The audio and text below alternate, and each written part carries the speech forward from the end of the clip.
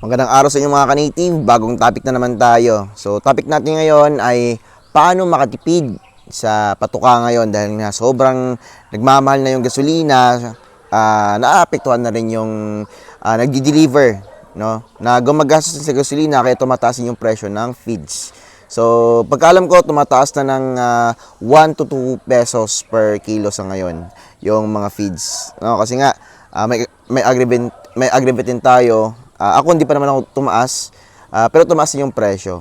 So, tulong na lang din para sa mga ka-native natin na nag-aalaga ng mga manok. So, babalik tayo sa topic natin, no? Paano makatipid ngayon sa pagpapatuka ng manok natin. Pero, advice lang, no? Pag tinipid natin yung manok natin, posibleng may dulot ito sa ating mga alaga, which is pwedeng bumaba yung fertility or yung egg production nila. Ma-advise ko lang, unang-una, pwede kayong mag-wet feeding, no? Wet feeding okay siya, tested din naman ng karamihan, no? Ibang breeders nagwe-wet feeding talaga. Mas nakatipid sila kasi nga na-absorb ng pellets or ng feeds yung tubig. So, mas bumibigat yung feeds, yung patuka. Yan. Kaso nga lang, mas mabilis din siyang matunaw sa tiyan ng manok natin, no? Mas mabilis siyang ma-digest, so gugutumin yung manok natin, no? At yung advice ko lang kapag sinunod yung wet feeding, mas okay na bigay kayo ng merienda, no? Pwede kayong magbigay ng merienda na mga damo, no? Or mga malunggay, or ano man yung mga damo na pwede sa mga manok natin like Carabao grass. Yun, pwede yun. So, yun yung mga ma-advise ko para sa mga nagtitipid sa ngayon dahil nga mahal na talaga yung patuka. Yan, wet feeding or magbigay ng mga gulay, kung may mga gulay kayo, may mga kangkong, no, talbos ng kamote, yan, pwede yun, or mga tira-tirang gulay sa palengke, pwede yun. How about kanin? Posible, ginawa ko na rin yung dati, nag-uumpisa ako. Yun nga yung rason kung bakit ako nag-umpisa ng manok, dahil may mga kanin sa feeding, no, na libre. So kinukuha ko at yun yung dahilan kung bakit ako nagmanok, para makatipid din sa feeds dahil doon sa kanin. Yan. Pwede po kayo magbigay. No, yun nga lang, dapat kasi ang main source ng feeds ng manok natin is yung naka-formulate talaga, lalong-lalo na sa mga breeders. Kung para sa mga growers, pwede yon, no? Pwede nyo silang tipirin gamit yung kanin, no? Mga tira-tira nyo na pagkain, yan, pwede po. Yan, kasi nga, tested ko na yan, pwede siya, no? Pero pang konsumo, halimbawa man yung mga sobrang tira-tira na, yung mga medyo mabaho, hindi din kakain ng yung manok natin ng mga panis na. Medyo maarte din, no, itong manok natin kapag panis na yung binigay natin sa kanila. Yeah, so, pwede yon pero hindi ko siya ma-advise for breeders natin. No, kasi nga iba talaga yung nutrients na formulate mismo para lang sa ating mga breeders, which is yung mga breeder ratio feeds, no, na ginagamit or mga available sa market. Yan. How about magdagdag ng crack corn? Sa lugar namin, mahal din yung crack corn. So, halos konti lang yung diferensya.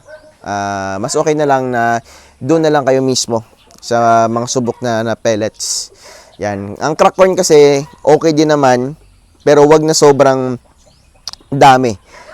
Kasi nga, wala nang gaanong protein dyan. Mas iba talaga yung protein na nasa, at saka sa mga na-formulate na feeds, no? Kumpara sa crack corn lang mismo.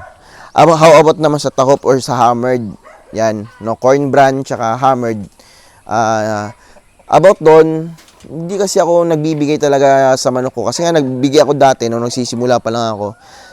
Sobrang bagal mangitlog ng manok natin, no. Halos wala na kasing hindi ko alam, no, ilang crude protein lang yung tahop tsaka hammered na yan, no. Pero magana kumain yung manok natin kapag tahop tsaka hammered yung binibigay natin. Yan. Magana pero walang ganong sustansya. Ganun yung tahop tsaka hammered. Yan. So, sa tiki-tiki naman, taho palay, hindi ko na masyado ma-advise yan. Kasi nga, kung wala na ganang sustansya yung corn bran tsaka hammered corn, no? Mas lalo yung tiki-tiki tsaka yung copra meal sa pagkakaalam ko. Yan. Hindi pa ako talaga nakagamit ng tiki-tiki, hindi din ako nakagamit ng copra meal, pero sila yung pinakamura sa market na pwede nyo mabili. Yan, pero hindi ko na ma-advise yan. At pati nga yung hammer tsaka hammer tsaka tahop or corn bran, hindi ko na siya ma-advise. Okay lang yan sa mga pato. Okay lang yan. Or pampagana lang kumain sa mga manok natin, pero wala. Mas maganda talaga kung ako sa inyo, nagtitipid lang man kayo, yan, wet feeding, pwede kayo maglagay ng nasa 10%, 20% na crack corn sa mga breeders, yan. Sa mga growers natin, pwede 50-50, 50% na grower feeds, o tsaka 50% din na crack corn. Wag na kayo maghalo ng iba pa, crack corn tsaka lang. Isa sa pinaka the best na grains ay ang crack corn. At tsaka available sa market. Halos lahat may crack corn. Yan, at syempre para makatipid, gulay-gulay. Yan, mga malunggay nga, sabi ko nga, Carabao grass pwede. Or may mga damo na nakita nyo na kinakain din ng manok natin. Pwede, kahit anong damo, basta nakakain lang ng manok natin. Yan, so ano pa ba yung masasuggest ko?